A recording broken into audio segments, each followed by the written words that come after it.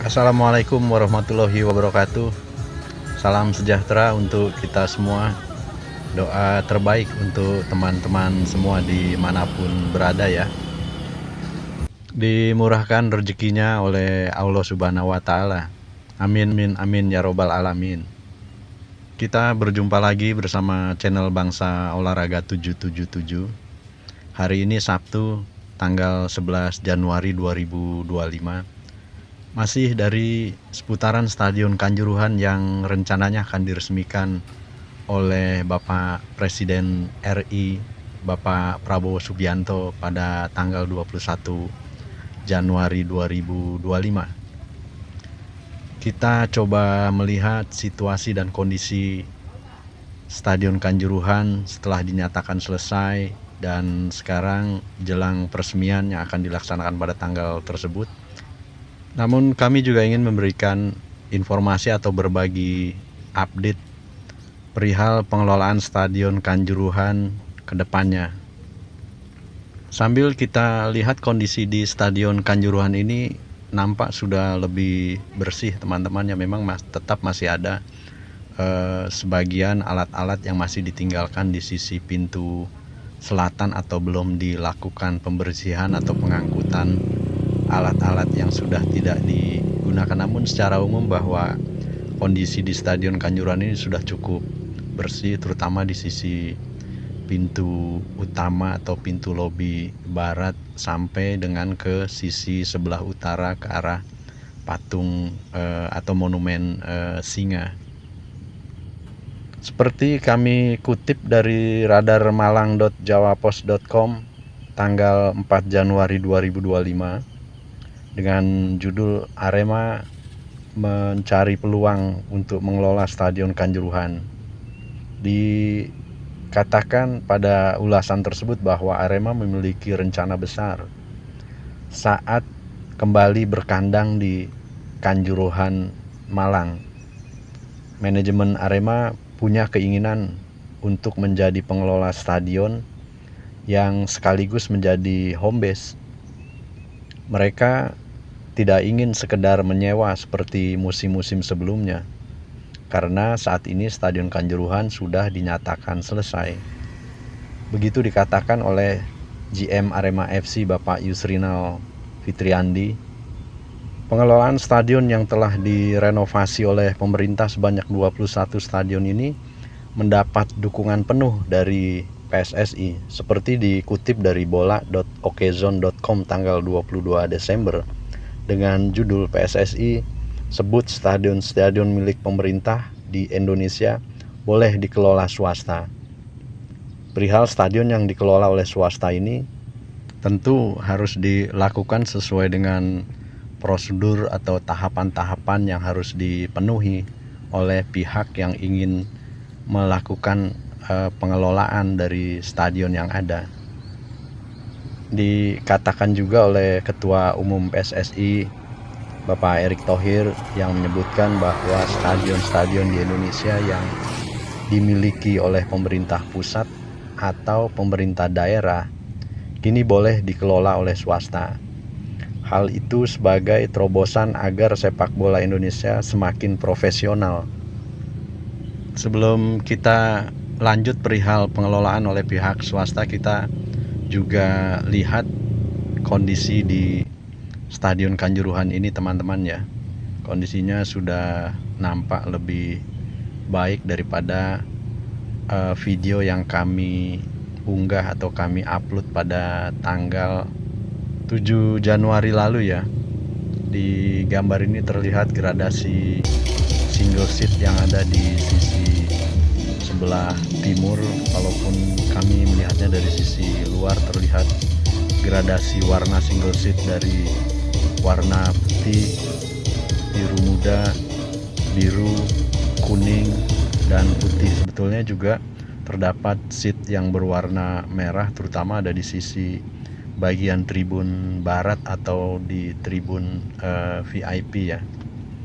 Kondisi ini tentunya sudah jauh lebih baik dan juga terlihat petugas yang memasuki ke sisi lobi utama atau lobi VVIP di pintu barat ini.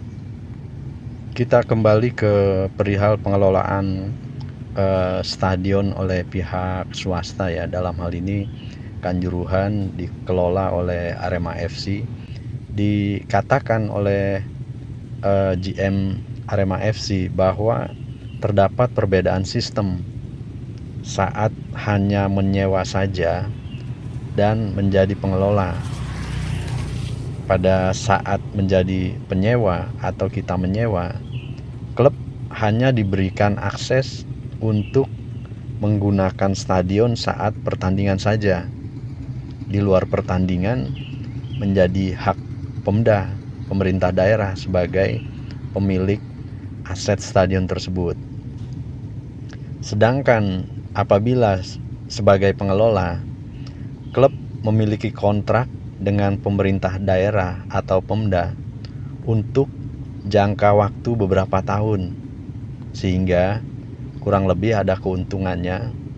Yang pertama, klub bisa leluasa menggunakan stadion untuk kepentingan tim. Memang tantangannya tidak mudah, karena pada saat menjadi pengelola itu harus merawat atau memenuhi fasilitas yang ada, sehingga soal biaya pemenuhan fasilitas dan pemeliharaan yang cukup tinggi itu harus dipenuhi. Apalagi setelah direnovasi, Stadion Kanjuruhan banyak fasilitas yang perawatannya lumayan mahal. Dan yang kedua, menjadi pengelola akan memiliki peluang berbagai kegiatan di luar dari sepak bola itu sendiri. Begitu diutarakan oleh GM Arema FC Bapak Inal, seperti dikutip dari radarmalang.jawapos.com tanggal 4 Januari lalu ya. Sementara kita lihat di sisi monumen tragedi Kanjuruhan ya, sudah tampak rapi, sudah ada tanaman-tanaman hijau di tepi monumen tragedi Kanjuruhan, dan juga terlihat lantai yang sudah lebih bersih dibanding video kami sebelumnya tanggal 7 Januari ya. Di sisi monumen ini juga terlihat kolam yang belum difungsikan, mungkin nanti mendekati peresmian beberapa hari ke depan sudah mulai difungsikan kolam koi yang ada di bawah pilar dari monumen tragedi Kanjuruhan ini. Tak lupa pula di titik ini kita terus mendoakan semoga seluruh korban tragedi Kanjuruhan husnul khotimah. Seperti yang teman-teman ketahui dan juga beredar di banyak media sosial, bahwa di Museum Tragedi Kanjuruhan ini selain nama-nama seluruh korban juga ada story relief atau cerita di dinding yang menggambarkan tragedi Kanjuruhan di pilar yang ada di monumen tersebut.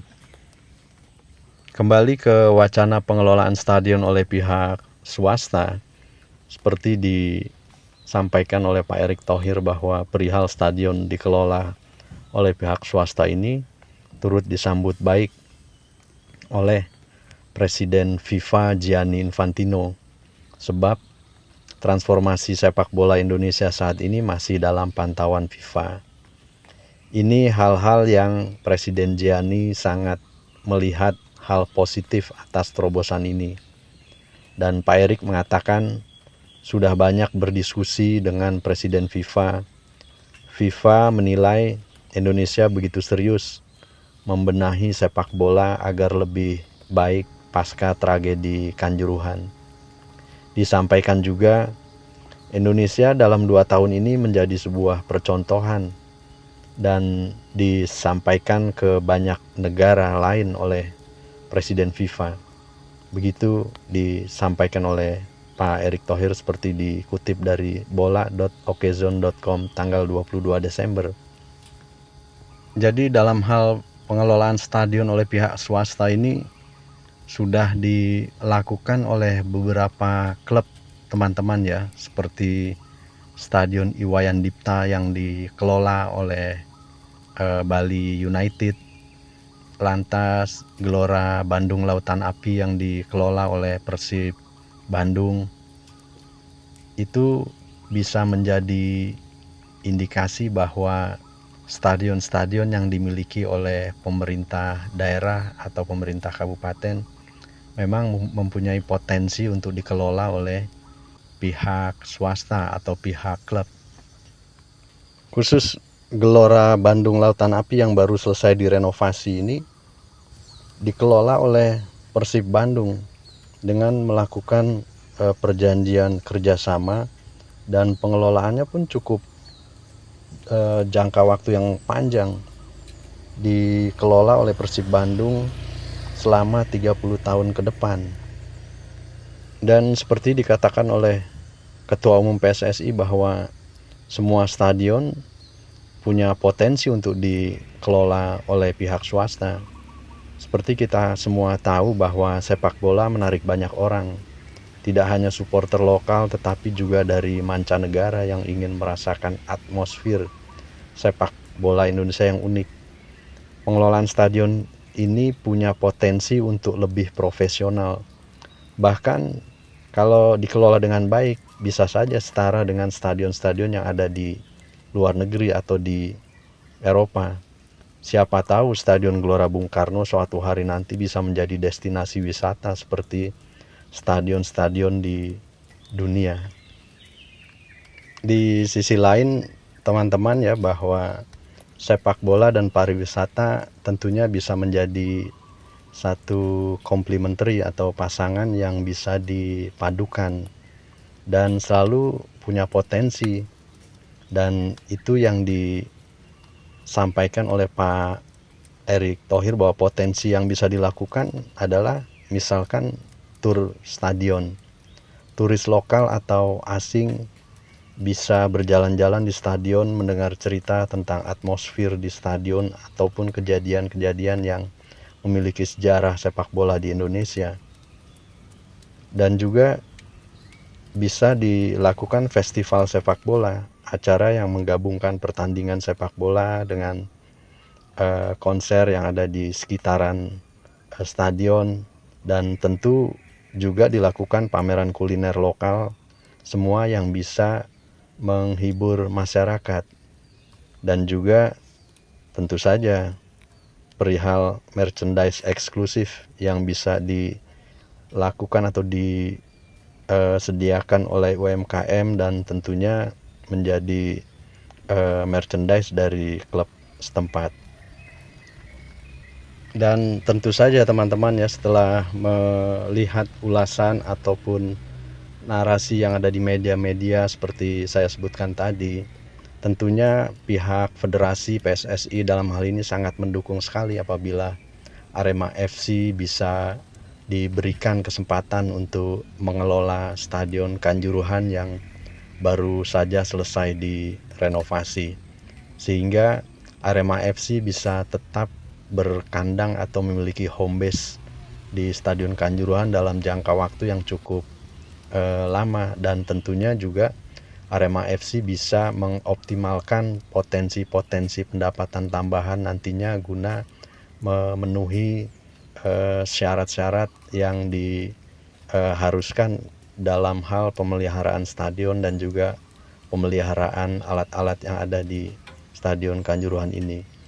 Kita doakan bersama semoga saja Arema FC diberikan kesempatan untuk mengelola Stadion Kanjuruhan seperti yang telah dilakukan oleh klub-klub di Bali, yaitu Bali United dan juga Persib Bandung yang mengelola Stadion Gelora Bandung Lautan Api. Begitu sedikit update atau informasi yang bisa kami bagikan kali ini teman-teman ya. Oh ya, hari ini Arema akan bertanding melawan Dewa United. Kita doakan semoga bisa meraih hasil terbaik di pertandingan ini ya. Sampai jumpa pada video kami selanjutnya dan tetap jaga kesehatan selalu teman-teman ya.